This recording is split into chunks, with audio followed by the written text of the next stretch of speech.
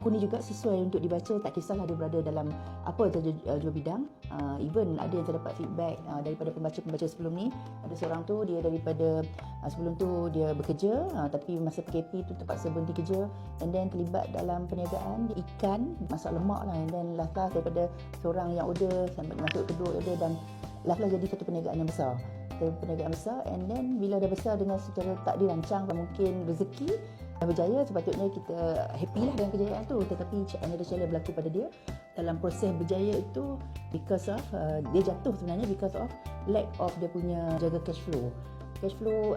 Dia gagal lah untuk jaga. Lah order banyak, sale nampak banyak, lahir ejen sangat ramai, hampir touch 1,500 ke 2,000 ejen, but end up dia tak boleh nak pusing duit. Dia tak boleh nak pusing duit because of tak kontrol cash tu, masuk dan keluar tidak dikawal lah. Ini antara benda yang buat dia gagal. Last kali dia jumpa saya dalam social media sebenarnya, dan bila jumpa antara yang niat dia nak jumpa pada ketika itu adalah dia nak beli buku ni lah.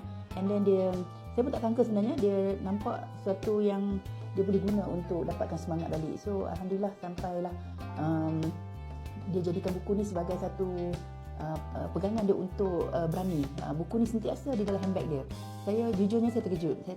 Saya tak sangka dengan tulisan-tulisan konten yang dalam ni boleh membantu orang-orang yang di luar sana. Mungkin pada saya sebagai penulis pun saya ingatkan benda ni macam sekadar saya nak tulis dan saya nak kongsikan, tetapi berjaya menjadi manfaat kepada sesetengah orang.